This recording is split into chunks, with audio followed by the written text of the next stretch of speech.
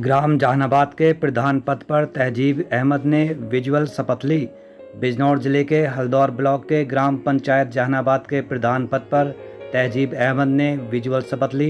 शपथ समारोह का कार्यक्रम पंचायत घर पर किया गया, जिसमें गांव के सम्मानित जनता व पंचायत सदस्य मौजूद रहे। आपको बता दें, जनपद बिजनौर पंचायत में पंचायत सदस्यों की संख्या पूरी न होने के कारण कई प्रधानों की प्रधान पद पर शपथ ग्रहण नहीं हो सकी थी। मैं नौशाद हसन और आप देख रहे हैं ABN हिंदी न्यूज़। चुनावी प्रक्रिया के बाद पंचायत सदस्य चुने गए। इसके चलते ग्राम पंचायत जहानाबाद के प्रधान पद पर शपथ लेने के बाद तहजीब अहमद ने ग्रामीणों का धन्यवाद देते हुए कहा कि मेरे घर के दरवाजे हर समय गरीबों मजलूमों के लिए खुले रहेंगे। बिना किसी भेदभाव के मैं ग्राम वासियों की सेवा करता रहूँगा। क्षेत्र में राशन, स्वास्थ्य, शिक्षा और साफ सफाई जैसी मूल समस्याओं का जड़ से निस्तारण करने की कोशिश करूंगा। सरकार द्वारा चलाई जा रही कल्याणकारी योजनाओं को धरातल पर लाकर ग्राम वासियों को लाभान्वित करूंगा। गाँव में रास्तों पर अतिक्रमण जैसे मामलों का आपसी समझौते से निपटारा करूंगा। अजीमुद्दीन ईश्वर की शपथ लेता हूं। सत्य निष्ठा से प्रतिज्ञान करता हूं कि मैं विधि द्वारा स्थापित भारत के संविधान के प्रति सच्ची श्रद्धा और निष्ठा रखूंगा। मैं भारत की प्रभुता और अखंडता अक्षुण्य रखूंगा।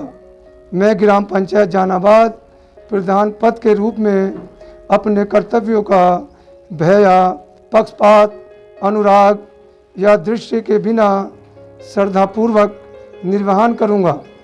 अतः ईश्वर मुझे सामर्थ्य। ग्राम जहानाबाद की जनता ने जो आपका विश्वास दिला करके प्रधान पद पर नियुक्त कराया है, आप आगे क्या कार्यशैली से प्रभावित कर पाएंगे ग्राम की जनता को?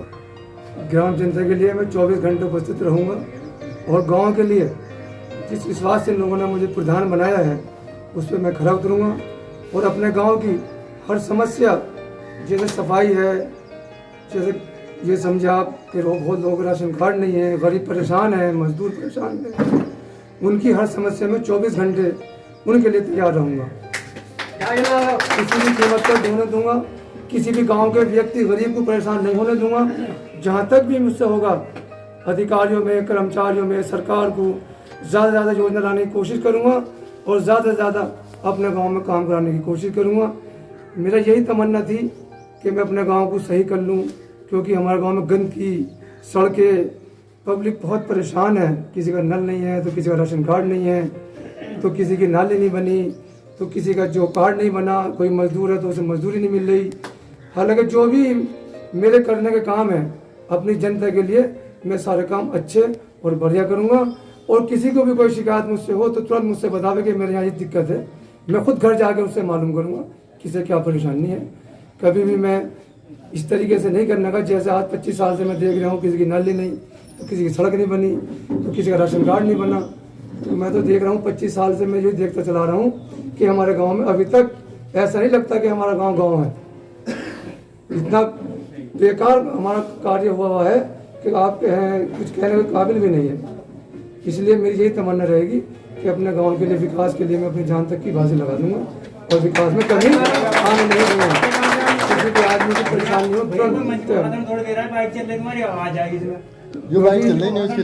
और संभव तैयार रहूंगा।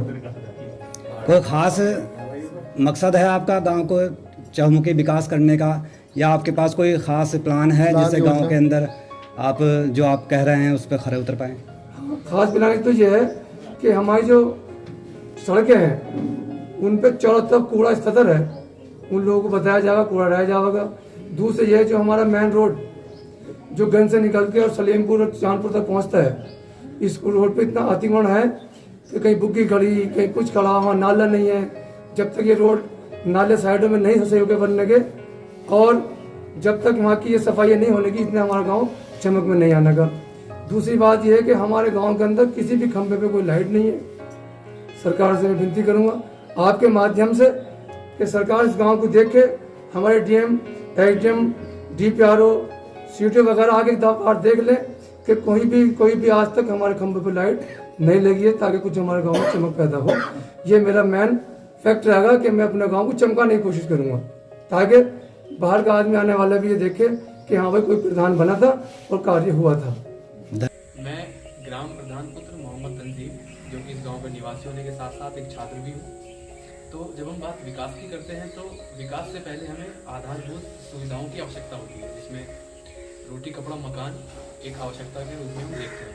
परंतु उससे पहले जो हमारी गांव की सड़कें होती हैं वो हमारे हाथों की तरह है, जो हमारे हाथ में रेखाएं होती है उसकी तरह होती है। तो अगर सड़कें सही नहीं होगी तो ट्रांसपोर्ट में दिक्कत आएगी।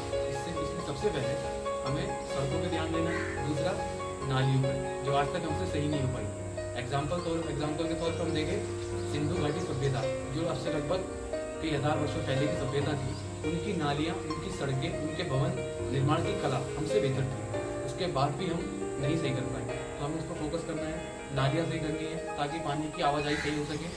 दूसरा, हमारे देश के अंदर बहुत विविधता है, यहाँ पे सभी धर्मों के लोग रहते हैं, हिंदू मुसलमान सिख ईसाई, और हमारे देश की जो संस्कृति है उसमें हमेशा महिलाओं को लड़कियों को पीछे रखा जाता है। तो हम अपनी संस्कृति को साथ लेके चलेंगे, इसीलिए हम कोशिश करेंगे कि हमारे गांव में 12वीं तक का स्कूल आ जाए, ताकि जो लोग लड़कियों को बाहर नहीं भेजना चाहते वो अपने गांव में बच्चों को पढ़ा सकें। ये सबसे